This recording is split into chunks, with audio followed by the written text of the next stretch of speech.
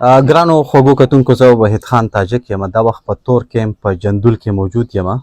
دا زما ترڅنګ چې کوم مشران دي دا زمونږ هغه افغاني ورونه دي چې د نن 40 یا 45 کاله مخکې دې وطن ته راغلي دي. ګرانو خوږو لیدونکو د پاکستان حکومت دا فیصله کړې ده چې په خیبر پښتونخوا کې یا ټول پاکستان کې څومره افغان مهاجرین دي او وایي چې دوی شمېره څه د 29 لکه پورې ده. نو دا افغانستان ته واپس چې د نو لیږي د هغې د واپسۍ سلسله شروع شوې هم ده. خو د جندول کې چې کوم افغان مهاجرین دي یعنې زمونږ دا پښتانه ورونه دي یا په کوز دیر کې دي نو دا د ډېرو ستونزو ښکار دي او دوی تلل هم نه غواړي. دې کې داسې ډېر شی مهاجرین یعنې افغاني ورونه شته چې هغه وطن ته تلل نه غواړي. د هغوی هلته مشکلات دي، مسلې دي. په دغې خبرې اترې کوو. خو په جندول کې دا 320 خاندانونه دي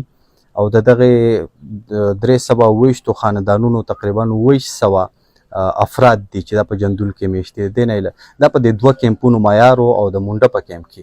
دې نه علاوه چې کوم په کلو علاقو کې په کورونو کې دي یا د کرایانو په کورونو کې یا خپلې دفترې برابرې کړي دي او په هغې کې دي نو هغې شمېره هم څه 4000 پورې بیا ټوټل رسیږي یا څه د پاسه 4000 پورې. اوس دې خلکو ته وینا کېږي چې تاسو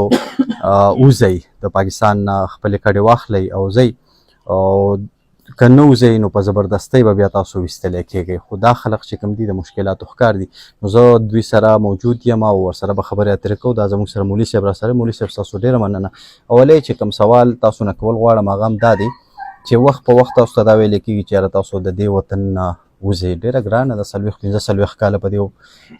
وطن کې تاسو اوسېدلی. خو دا څه وجوهات دي چې تاسو تلل نه غواړئ بیا هم تاسو وځئ نه؟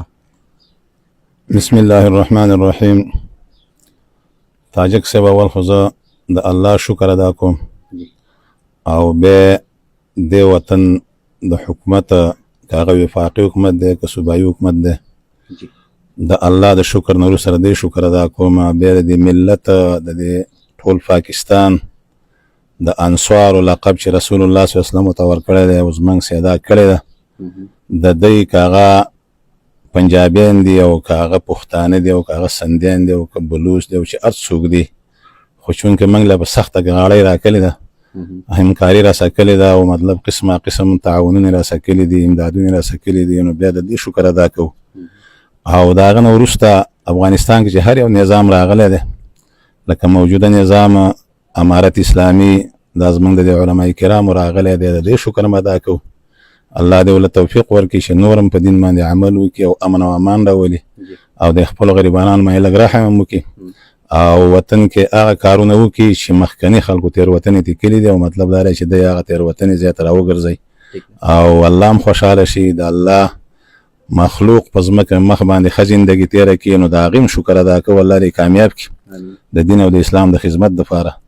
منګه خبره داره چې منګه تاجک صاحب ستا تپوس وکړو چې دلته بار بار خبره کېږي تاسې ولې نه ځئ.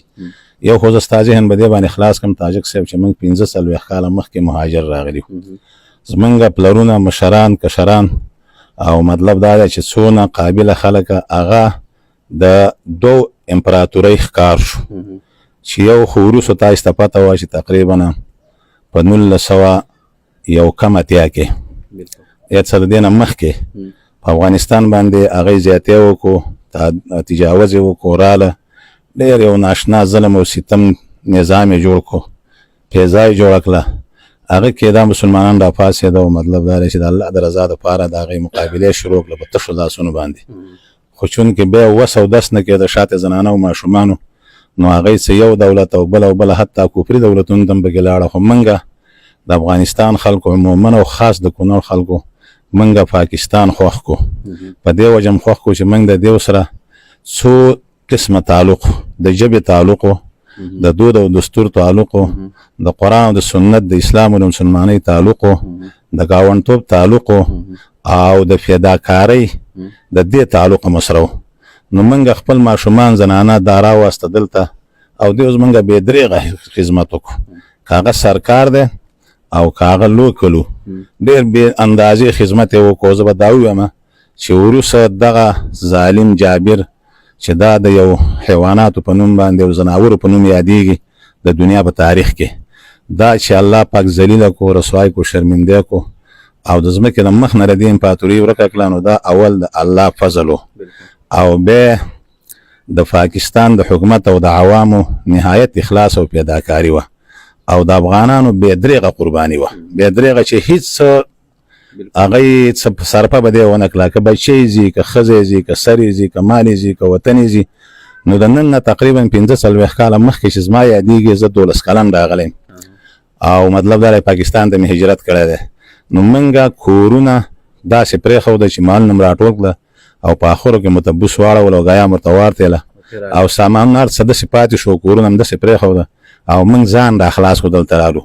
دلته چې موږ رالو دې ملګرو زموږ ډېر خدمت وکړو دې حکومت ته، د عوامو الله دې ول اجر ورکړي او الله دې قایم او دایم لري سلامتیا کې. نو موږ دا دی چې دغه وخت کې چې رالو نو ملل متحده موږ نه پېژانده، موږ ته چې به څه کېده د پاکستان په لاس باندې به کېده، نو موږ د دې نه خبر نه و چې خیر دی که شر دی، خو ظاهري شکل موږ خیر لیده او مطلب دا دی چې په دغه لار کې موږ د دې ظالمانو سره د دغه امپراتورانو سره مطلب دا دی چې په هر وس باندې امداد دغه مقابله کوله. چې هغه خبره ختمه شوه، د هغه نه وروسته دویمه امپراتوري چې هغه زموږ سره اول کې به دې کې ونډه و امداد یې و، خو هغه په افغانستان باندې حمله وکړه چې امریکا یادېږي او په هغې کې هم بېسارې قربانۍ مسلمانانو ورکړلې او 20 کاله دی سه وجنګېده، هغه مات شو. په دې وخت کې موږ اتلان او قابل او ښه خلک هر سړي زموږ احترام ساته، زموږ د ماشوم قدر یې کاوه، زموږ د مشر قدر یې کاوه، زموږ د کشر قدر یې کاوه او مطلب دا دی چې ځای به یې راته راکاوه، په کوم ځای کې چې زما خوښه وه هلته میشته کېدلو، هلته تللو، هېڅ یو پابندي موږ باندې نه لګېدلې. او دغه د ملل متحد کارت چې 54 دولتونو کې که نه 154 دولتونو کې دا آزاد کارت و، نو دا موږ ته راکړی شوی دی، خو موږ ته د پیوار کارت والاو ته تر نن تاریخه چې دا تقریبا د اګست د مخکې نه د اګست په دا کې دغه چې وشو اعلان ورته وشو، د دې نه مخکې موږ ته نه دي ویل شوي تاسې لاړ شئ، ځکه موږ قانوني مهاجر وو د ملل متحد په چوکاټ کې او د پاکستان په همکارۍ کې، دلته موږ ډېره وو. اوس موږ چې دا نه ځو نو یکدم دا څنګه چلو شو چې موږ قانون غیر قانون ته راولید. موږ هم د دغه نادرانه چې کوم پاکستاني ورور ته د کارت شو کېږي موږ ته هم راکړی شوی، او مطلب دا دی چې دغه کارت په سر باندې دی ته مراعات ورکړی شوي، موږ ته هم راکړی شوي دي. نو یکدم موږ پوه نه شو چې شاته د دې نه څه فیصله ده او څه دغه د پالیسي روانه ده، پالیسو کې موږ کار نه لرو، خو موږ غریب ته پکې زوردار راووته. اوس په دې کې چې موږ نه ځو او مطلب دا دی چې دلته کلک شوي هغه وجه دا ده چې دلته موږ 45 کاله شوي، زموږ رشتې دي، زموږ تعلیمونه دي، زموږ کاروبار دی او زموږ مطلب دا دی چې دلته په دې ځای کې زموږ بچي چې دي نو موږ راغلي د کور نه، لکه زه 12 کلنۍ کې راغلی یم، زما کور والا هغې کې راوړې وه، زما 11 بچي دي الحمدلله ټول حافظان د قرآن دي او مطلب دا دی چې تعلیم کوي، هغه یو دلته ټول دلته پیدا شوي یو ماسا خواته نه ځي، ځکه هلته وطن نه پېژني که نه، زه نه پېژنم، دا خاوره ده مطلب ته موږ پیدا شوي و. مطلب دا دی بل دا دی چې د پاکستان په نظام او قانون کې مطلب دا دی چې داسې به وي چې یو کس دلته دغه شي او څه محدود وخت تېر کړي، د هغه نه وروسته کېدای شي دلته په قانون کې اجازه ورکړی شي چې کارت ته ورکړی شي. نو موږ داسې دی چې موږ د حکومت دا مطالبه کوو چې زموږ د باقي مهاجرو سروې دې وکړي چې کوم څوک پاکستان کې پاتې کېدل غواړي هغوی له دلته شهریت ورکړی شي، چې نه غواړي نو د هغې د ښه په وقار او عزت کې لکه څنګه چې راسه مرسته کړې ده، ځای راکړی دی، اول کې نازولي، اوس دې به دې تک کې ونازوي، موږ له دې بندوبست د کری وکړي، د حمل و نقل دی وکړي، موږ ته د پاټکونه خلاص کړي، موږ د آزاد بارډر باندې واړئ او مطلب دا دی چې زموږ د کرې د سفرې د خرچې که دا دی کوي او که ملل متحد یې کوي، ځکه دا هم یو قوي حکومت دی، موږ ته دا معلومیږي چې په دنیا کې ماشاءالله ښه قوي حکومت دی پاکستان، هر څه کولی شي چې ویې غواړي هر څه کولی شي. نو موږ وایو چې موږ باندې اول د رحم کړی دی، نو اوس هم رحم وکړئ او مطلب دا دی چې د غریب غربه څه زیاتې مه کوئ او داسې شی موقع ورته نه ورکوئ چې دا خپل کارونه سم کړي. بچي دلته تعلیم کوي چې هغوی د خپلو سکولونو نه د یونیورسټو نه هغه خپل سندونه او اسناد راواخلي، خبر درې سوچ دی. بل دا چې ګوره موږ دا ګیلمن په دې باندې وو چې موږ بس چې واړو بارډر باندېږي کارت نه لایقي کینسلیږي، موږ باید چې د کورنۍ مشر لاړ شي اول هلته ځان د سرپناه څخه هم وکړي، اوس هلته داسې دی او بېرته راوګرځي بیا خپلې کډې بوځي. صحیح شوه که دی را باندې خفه یي موږ دی نه خفه کوو، دی را باندې تنګ یې نو موږ یې نه تنګو نور، خو دونه دې وکړي چې موږ ته د انساني حقوقو په چوکاټ کې دننه سهولت راکړي، موږ دې واړی لکه څنګه چې مخکې وختېدو راوختېدو چې موږ هلته ځان د سرپناه غم وکړو. دا څونه خلک چې راغلي دي نو دا هغه ځنه 1 سره او 2 سره راغلي، اوس دا 80 او 80 ته رسېدلي، ځکه 45 کاله خو نسبه پیړۍ ده که نه تېره شوه چې پیړۍ کله 100 کاله واخلي که نه، چې کله 10 واخلي خو بیا یې 1 نیمه پیړۍ تېره شوه.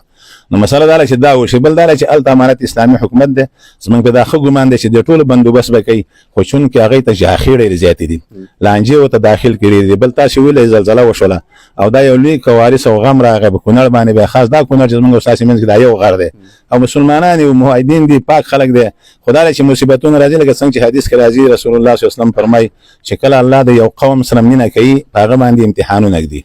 صحیح شو کنه نو مصیبت راغی دا مصیبت دا غي د بيدینه علامه نه و پاکستان کې ګوره سیلاب راغی په دغه کې بنیر کې راغی نو دا د سینې وجل ته بيدینه خو خبره دا و چې الله ته خو خدا مصیبت کې خود صحیح شو او زمونږ استاد مسلمانانو په دې باندې څه کوي ایمان ګوري چې تعاون کوو کنه کو نو دا غوونه دلته وساغي په خدمت کې لګي دي ټول ملل متحد او مطلب اسلامي دولتونو ته متوجي دي د دې ځای لار شنو موږ به الته سکو او زوري کړي یو چا بس بندوبست زما غم مکوا صحیح شو کنه زما غم دی بالکل نه کنه دا کنه دا غي کوي صحیح شو رب العالمین مل دغه راکړي خو خبره ده د دې خلک شته چې دا غي سبا د بیګاری څخه نه لري خاطر ګاړي کړي وس نه لري هغه دونه نه کوي چې یو ځین خپل ماشومان او زنانه ده یو ورځ لپاره د کور نه وباسي زمونږ دا مطالبه دي چې موږ یو چې کوم کس کېږي د دې کې د حکومتونو خپل پالیسیز موږ به کار نه لرو خو موږ نه د پاکستان د پالیسۍ خلاف کړل نه د افغانستان د پالیسۍ خلاف کړل ما دا ما کوم چې د جزئی ګناونه دي دغه د تاجک صاحب نو دا خو د رسول الله صلی الله علیه وسلم په زمانه کې موجود صحیح شو کنه هغه زنا دا غلا دا ډاکه دا قتل دا خو شګور د معاشره کې نه دا یو طرف ته د معاشره یو قسم دا دی چې د ژوندو په دغه باندې دلالت کوي چې معاشره ژوندې لري کې به دا ګناونه پیدا کیږي رسول الله صلی الله علیه وسلم زمانه کې ګناګار راغلی ما پاکه صحیح زنا به کړي او اغلا به کړي او قتل به کړي اوس هغه قسم دغه چې کم دغه دي د حکومتونو د پالیسۍ خلاف چې هغه دغه په قانون کې ګوتې والي یا مطلب دا چې دغه پالیسۍ نه منله نو دا الحمدلله په دې مهاجرو کې به څوک نشي پاکستان د حکومت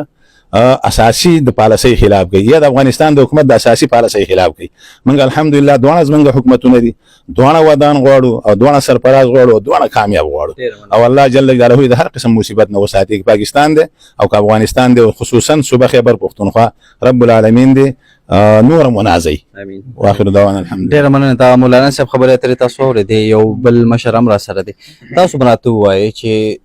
د زیات تر مونږ وینو ټرکونو کې کډې بار دي روان دي پیښور تور هم په لار باندې وړيږي څه مشکلات لري هغه خلک یا که تاسو زینو څه مشکلات دي تاسو ته د دې ځای نه پتلو کې اعوذ بالله من الشیطان الرجیم بسم الله الرحمن الرحیم تاجک صاحب ستا او د جندول د پرسکاپ د طرفه زما د طرفه مطلب دا تاسو خوش آمدید وایم چې تاسو موږ په دې لنډ تنګ وخت کې او د خلک کړه خاور له تاسو رالی او تاسو کوم پالیسي چې د حکومت د طرفه اعلان شوی د مهاجرینو لپاره او دغه رابطه باندې تاسو موږ معلومات حاصلوي چې تاسو څه مشکلات دي پتلو کې څه مشکلات دي خبرې تاسو واضح کول غواړئ غالبا دا تاسو په خپل چینل باندې راولئ دا تاسو حکومتونو ته ورسوي چې د خلکو دا مشکلات دي دا حالات دي موږ ته ډېر مشکلات دي پتلو کې راته مشکلات دي چې موږ دلته چې په دې کیمپونو کې اوسېږو نو موږ غریب خلک ډېر بېوسه خلک یو د سهار نه یو مزدور چې وزونه بېګاله کوي مزدوري وکړه خو راشي خپل بچو بچا ته یو کیلو وړه وایي او که وینې کېږي نو همدغسې ناست یو موږ خو یو خو د ټرکونو وس نه لرو حالات داسې دي بل هلته د اوسېدو زموږ سرپناه ځای معلوم نه دی چې موږ دا خلک لیږي ملل متحد سترګې پټې کړي دي مطلب دا چې نور دا خلک موږ باندې سترګې پټوي او موږ لیږي نو زموږ د مهرباني دی وکړي دا ښه مضبوط حکومتونه دي زموږ حکومت پاکستان په ټوله دنیا کې دا یو منظم حکومت دی یو طاقتور حکومت دی او دغه چې د طالبانو حکومت راغلی دی هغه موږ بد ته نشو ویلی ځکه زموږ ورونه دي هغه زموږ ملک دی هغه زموږ خاوره ده موږ بلته ځو خو چې د هغو سره داسې خبرې دی وکړي چې د مهاجرینو د تګ کې اسانتیاوې راولي اول ته د سرپناه لپاره یو بندوبست وکړي او دغسې یو دغه میکانیزم لپاره جوړ کړي چې زموږ مطلب دا دی چې یا 10 کسره کېم نه یا 15 کسره کېم نه یا کوره کور یو داسې سړی لاړ شي د یو داسې اجازه وله ورکړي چې د افغانستان ته لاړ شي او ورته ځان دپاره د خپل شخصي زی او بندوبست وکړي که حکومت نه ورکړي چې خامخا د خپل خپلوان سره خبره وکړي د ګاونډي سره خبره وکړي د بل چا سره خبره وکړي او چې موږ لاړ شو راشو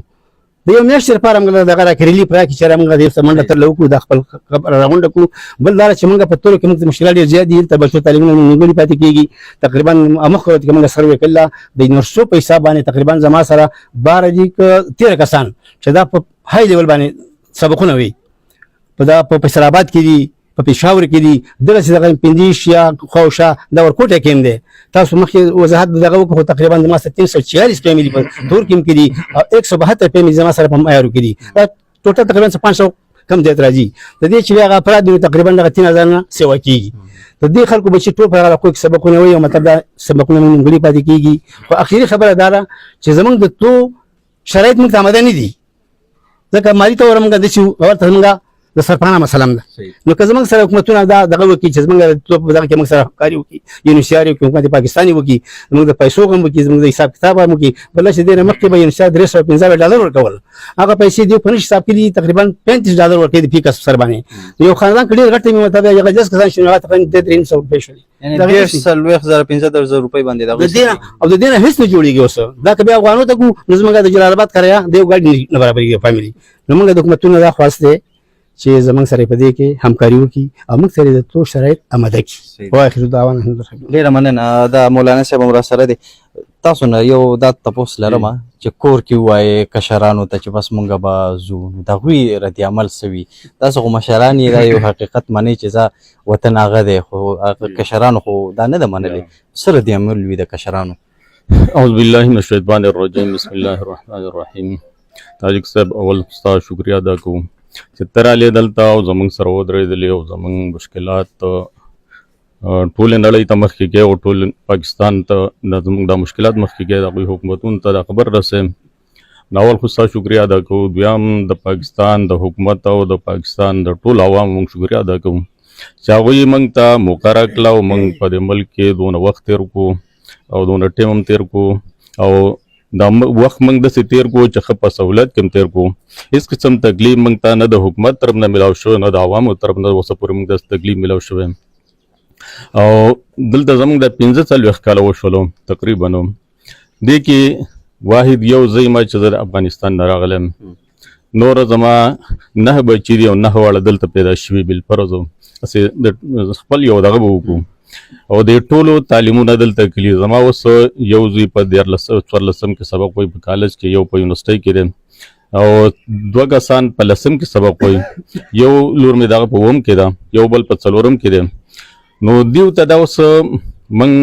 دا قناعت نشو ورکولی چې تاسو افغانستان ته لاړ شئ نو هلته به تاسو څه کوئ او هلته د هغوی دغه تعلیم هم خرابېږي د هغوی هغه زندګي ټوله خرابېږي که بل دا یو کس پکې ویله چې زموږ دومره وخت زموږ دلته نور شوی چې زموږ پرې خپل تعلیمونه پوره کړي وي نو که موږ بیا تلې نو مسله نه وه او زموږ د تعلیم د دې یو شان نصاب دی د هغه ځای بل شانتې دی نو دا چې موږ هلته لاړ شو زموږ دا نصاب خو ګډوډ کېږي ځکه په هغې دغه باندې موږ نه پوهېږو بیا نو هلته زموږ زندګي به هغه ډېره خراب وي او نقصان سره به موږ مخامخ شو زموږ تعلیم به ډېر خراب شي همدغه شان د ټولو مهاجرو بچي د هغوی راتلونکې زندګي چې دغه د خطرې سره مخامخ ده دا به ټوله خرابېږي ځکه چې دلته چا تعلیم کړی او په نیمایي کې هغه تعلیم پاتې شي نو هلته خو هغه سر ته رسول د هغوی دپاره ډېر ګران دي ځکه زموږ د ماشومان یې جنکۍ بل دې ته به ډېر مشکل وي ځکه هلته تعلیم هغه زمینه برابر نه ده هغوی ته هلته د 6 نه بره تعلیم نشته دلته جنکۍ په کالجونو کې دي په یونیورسټو کې دي په میډل سکولونو کې دي نو دا د تعلیم ماحول به هلته هغوی ته برابر نه دی فلحال نو د دې وجې نه دې ماشومانو ته قناعت ورکول او دا په دې باندې پوهه کول چې تاسو افغانستان ته به ځئ نو دا ډېره مشکله خبره ده او ګرانه خبره ده نو په دې باره کې موږ د پاکستان د ګورنمنټ نه د حکومت نه مطالبه کوو چې تاسو افغانانو ته دلته دومره موقع ورکوئ چې دا کم ماشومان په سبقونو کې دي په تعلیم کې دي دوی خپل تعلیمونه پوره کړي بل د دې دپاره یو پالیسي جوړه کړي یو دغه وله جوړ کړي قانون وله جوړ کړي چې دا کم ماشومان دلته سکولونه وایي دلته تعلیم کوي چې د هغوی تعلیم دلته خپل پوره کړي په سهولت باندې او د تکلیف او د مشکل سره هغوی مخامخ نه شي نو دا د حکومت به زموږ سره یو لویه مهرباني او نور مشکلات زموږ او وجوهات د تلو هغه مولوي صاحب بیان کړل سپین لاله بیان کړل چې هغه څه دي او کوم دي خو دې غړو ته قناعت ورکول دا ډېره ګرانه خبره ده او دا افغانستان تلو ته تیار هم نه دي او هلته د دې ژوند به هم ډېر د مشکلاتو سره مخامخ وي نو الله دې تاسو له اجر درکړي. دا ګرانو خوږو کتونکو دا خبرې ترې تاسو اورېدلې دا مشران دي چې دوی خو دا مني چې زه په مات زړه په زخمي وجود د دې وطنه وتلو ته تیارېږي خو چې کوم کشران دي هغه ورسره نه تیارېږي او د هغې وجه دا ده چې هغه دلته رالوی شو دلته سبقونه وویل دلته ملګري دي دلته سکولونه وایي بیا په خصوصي توګه ښځینه تعلیم خو هغلته شته نه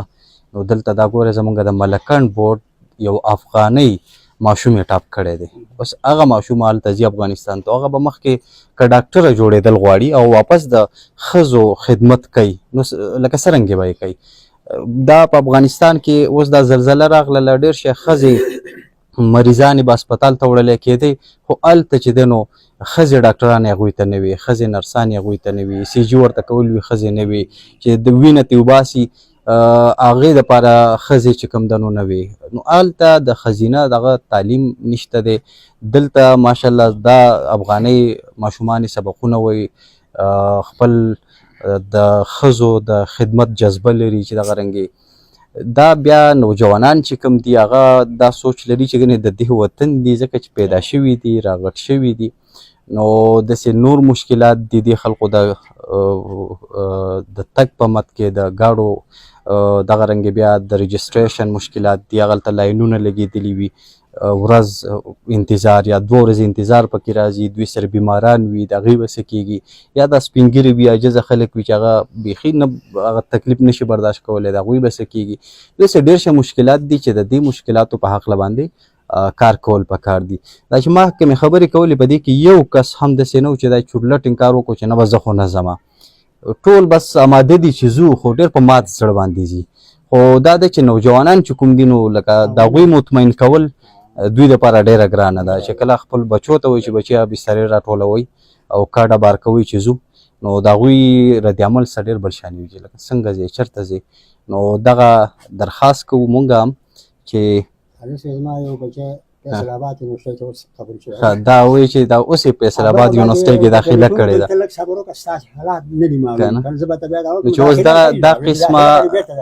دا قسمه نوجوانان وي چې هغه په یونیورسټو کې سبق وایي، یا زموږ خویندې دي چې په یونیورسټو کې سبق وایي، نو هغلته خو سبقونه هم نشته. دې نه علاوه دې کسانو ونه ویل، خو دا به زه ووایم دوی ته هغلته هم ستونزې دي، خانداني ستونزې، د جایداد ستونزې دي، دا خو مونږ پښتانه یو، دښمنۍ هم دي. دلته ډېر شه داسې خلک دي چې هغه استادان دي، هلته به بیا څه کوي، هلته خو نوکرۍ نشته، ډېر شه په دوی کې شته چې هغه سبقونه ویلي ډاکټران دي، هغه ته هلته مسلې دي. داسې خلک شته دی چې هغه هغلته مطلوب دي پکې، دلته پناه اخیستې ده او اوس یې پسې چوکره واخیسته نه چې ته ځه. او داسې خلک چې هغې ته مشکلات دي، نو باید چې په دې باندې کار وشي او د دې خلقو چې دا 40 کاله 45 کاله دا ریاست پې نه دی تنګ شوی، د حکومت پې نه دی تنګ شوی، د عوام پې نه دي تنګ شوي، زما نه دی خیال چې اوس هم پې تنګېدی شي. ذمهداري دا ده چې دا دواړه حکومتونه هم د پاکستان او هم د افغانستان خپلو سره کینی او خپلو سره څه فیصله وکړي او د دې خلکو د تکلیفونو دا لاره چې کومه ده نو دا ختمه کړي او اواره کړي. وحید خان تاجک، تور کیم، جندول، کوزدیر.